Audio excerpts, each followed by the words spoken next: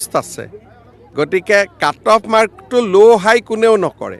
যদি 5,000 পোষ্ট আছে 5,000ৰ বিপৰীতে 10,000 মানুহ অৰেলত আহিব গতিকে 10,000 হৈ যোৱাৰ লগে লগে এইটো কাট অফ হৈ যায় কাট অফ মাৰ্কটো হাই আৰু ল' কোনেও কৰিব নোৱাৰে এইটো মেৰিটৰ ওপৰত ডিপেণ্ড কৰে বেছি যদি চোকা ল'ৰা 10,000ৰ ভিতৰত সোমাই যায় তেওঁলোকে কাট অফ মাৰ্কটো উঠাই দিয়ে এইটো কাট অফ মাৰ্ক এনেকুৱা নহয় যে কোনোবাই নিৰ্ধাৰণ কৰি দিয়ে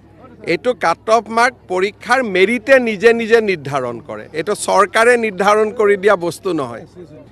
নিযুক্তি লাহে লাহে হ'ব এতিয়া আকৌ মে' মাহত এতিয়াতো এপ্ৰিলত পঞ্চায়ত ইলেকশ্যন হ'ব সেই সময়তো অৰেল নহয় মে'ত অৰেল হ'ব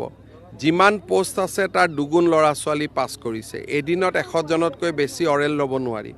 1.5 মাহ অৰেল চলিব গতিকে জুনৰ মাহটো অৰেলত যাব